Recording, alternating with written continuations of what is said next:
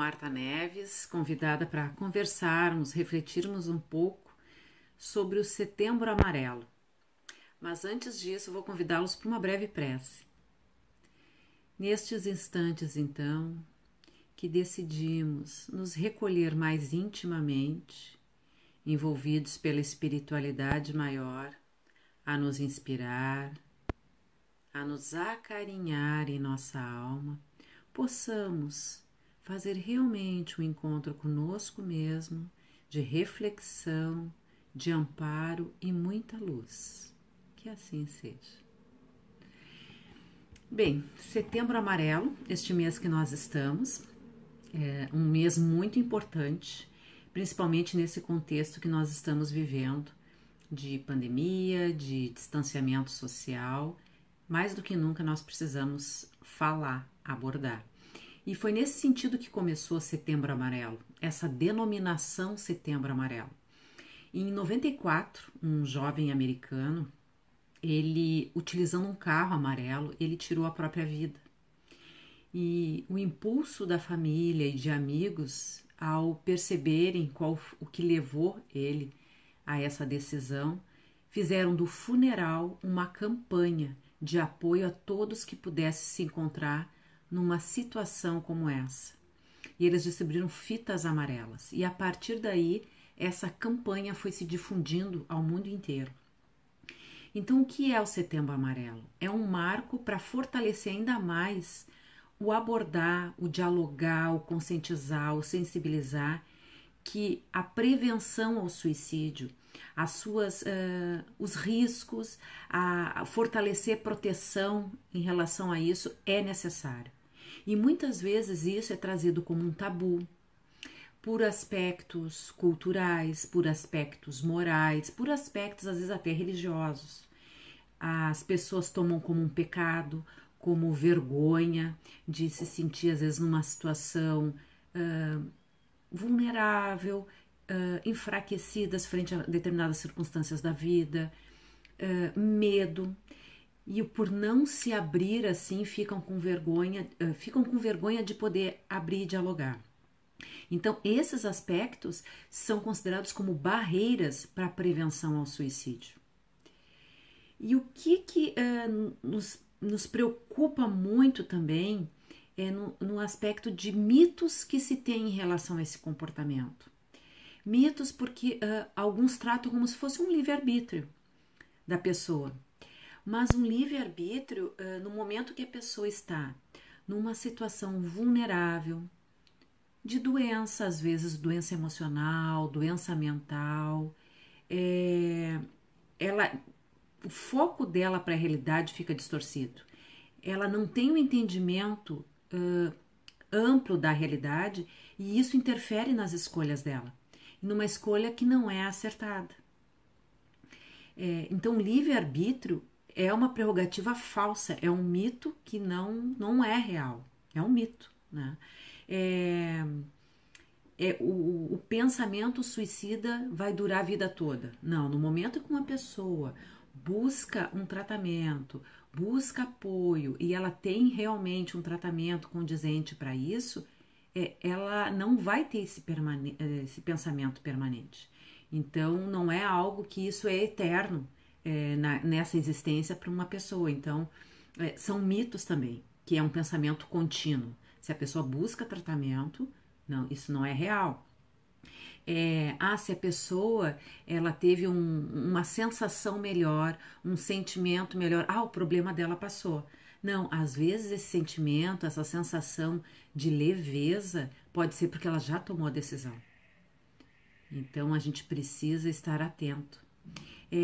Ela teve uma melhora a pessoa teve uma melhora no momento de crise.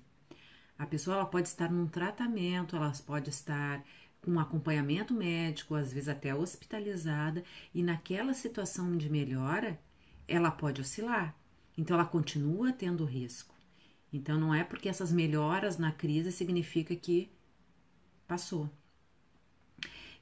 A mídia a mídia não deve falar sobre isso. Ela não deve propagar.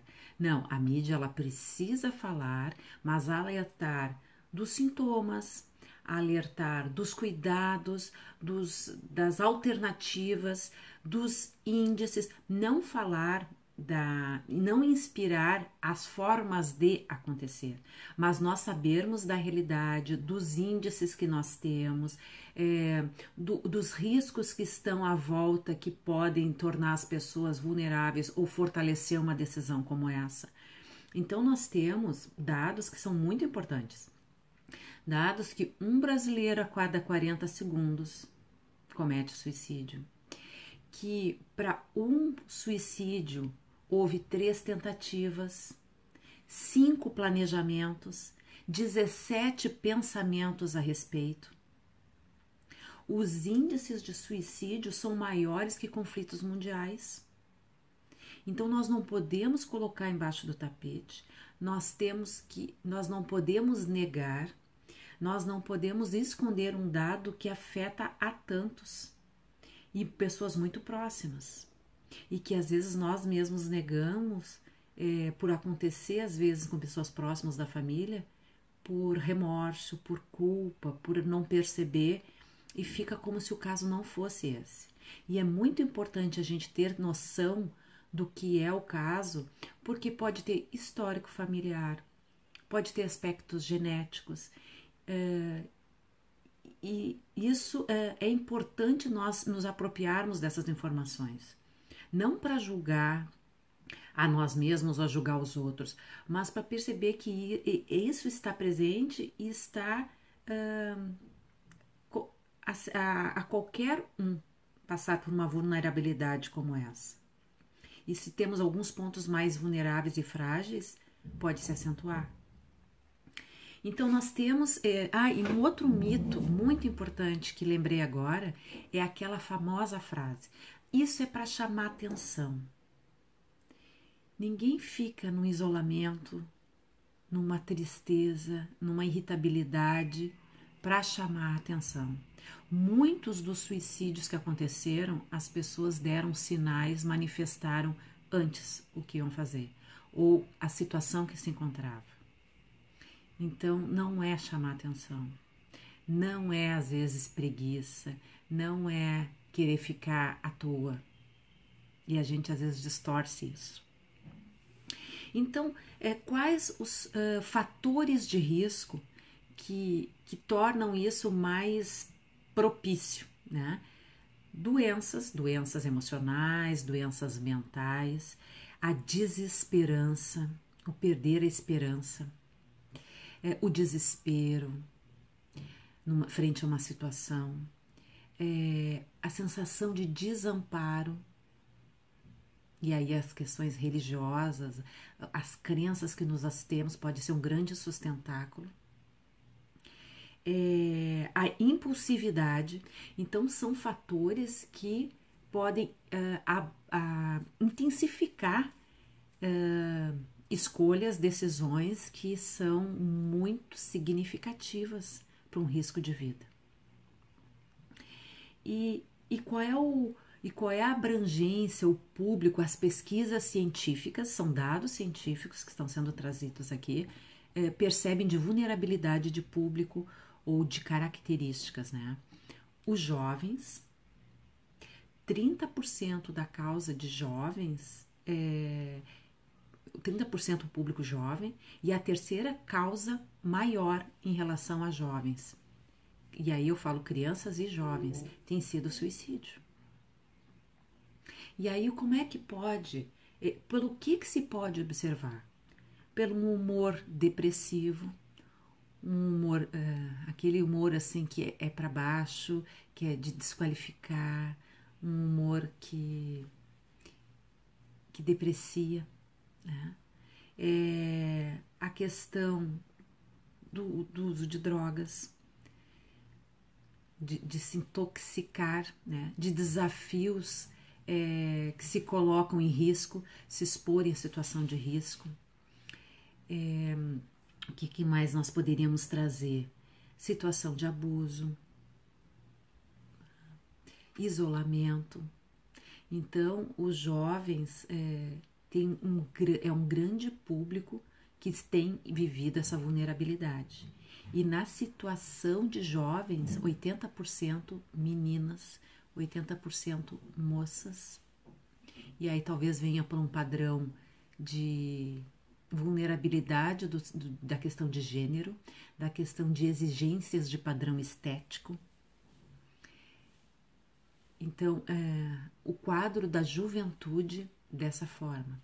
A questão de gênero, já numa vida mais adulta, o homem 3 vezes mais que a mulher, por pressão social, pela fortaleza que precisa apresentar. As mulheres, por sua vez, têm uma possibilidade de mais engajamento comunitário, de buscar redes, de se fortalecer, de se auxiliar, apoio mútuo. Aí nós temos também um outro aspecto que leva também da juventude, que é a dúvida em termos de identidade sexual, de orientação sexual. E pela forma como a nossa sociedade lida ou não sabe lidar com isso, isso leva a, às vezes, um isolamento, uma introspecção, uma sensação de não conseguir se abrir àqueles que estão mais próximos. E, no caso da juventude, muitos casos são em relação a isso. E, de uma forma geral da população, o quanto isso nos mostra que nós precisamos sensibilizar, nos conscientizar, respeitar, trabalhar melhor com esses aspectos, superando a questão de preconceito, mas de bem-estar, de bem viver da forma como a pessoa se encontra, que se identifica.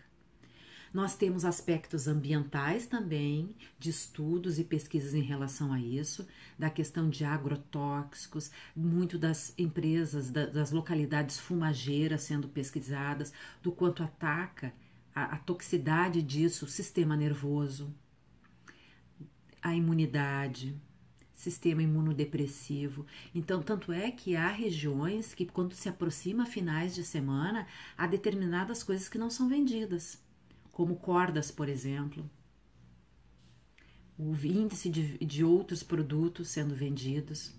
Então, assim, tem regiões que tem todo um cuidado de determinada venda de produtos frente ao contexto que é e que as pessoas se encontram fruto da manipulação junto à agricultura, ao tipo de agricultura, que já contamina o organismo e pode levar a situações depressivas, a doenças crônicas, difícil de lidar.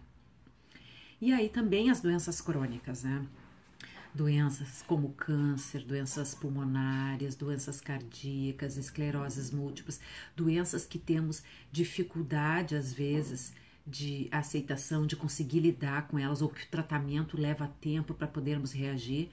Isso são situações também que colocam a pessoa numa situação de decisão pela vida, ou não.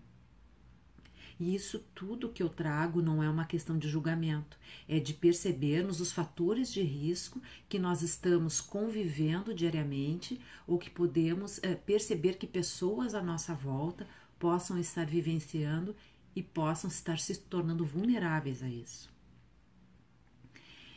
Mas falando desses aspectos de índices, das barreiras, dos mitos, dos fatores de risco, vamos passar então assim para a proteção. O que pode nos fortalecer e proteger diante dessas circunstâncias?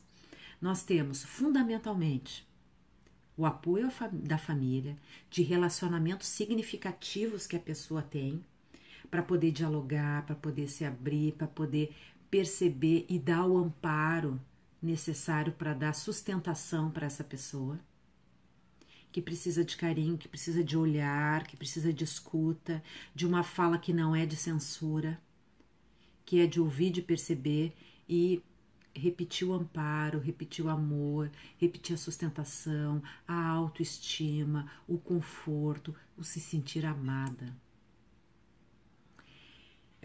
A autoestima, de perceber valor na sua existência, de valor da sua vida, da importância dela para outras pessoas, porque isso é muito importante, Porque não é a vida só de uma pessoa que comete suicídio que se perde. Ela impacta, ela reflete, pelos estudos que temos, no mínimo, aproximadamente 6 pessoas, dos seus familiares, do seu convívio, dos seus relacionamentos, porque impacta na vida dessas pessoas essa perda. Pela perda do carinho, pelo remorso, por não perceber, por não dar o suporte. Então, assim, a vida desse grupo fica afetada e que pode desencadear um movimento também. As crenças religiosas, crenças étnicas, crenças culturais, elas podem ser um fator fundamental de proteção, de fortalecer na crença no que for, naquilo que lhe faz mais sentido, que lhe percebe amparo, que lhe dá esperança. Então, são fatores de proteção, tanto é que há estudos, a questão da oração, da fé, dos cultos, isso são fatores que mostram aspectos de fortalecimento interno para a pessoa enfrentar as circunstâncias, as adversidades. O envolvimento comunitário, que já foi comentado, né, de engajamento, de integração social, de movimento de rede, de dar sustentação, e os laços sociais.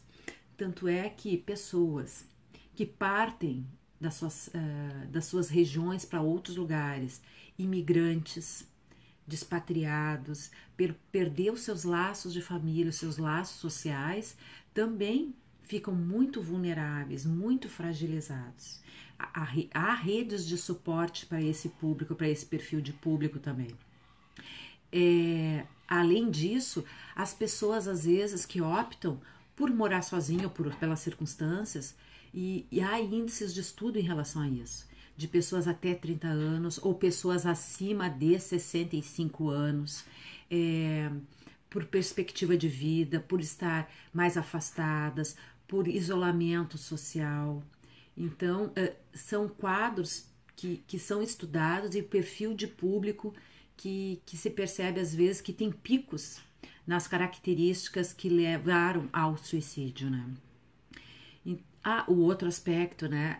A possibilidade ou não de ter acesso para cuidados médicos, cuidados de saúde mental.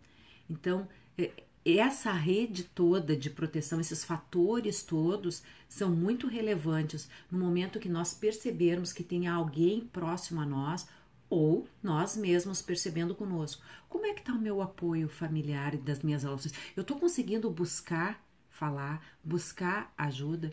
Como é que está o meu envolvimento comunitário? Eu tenho profissionais próximos a mim, eu posso buscar, eu posso pedir indicação de profissionais?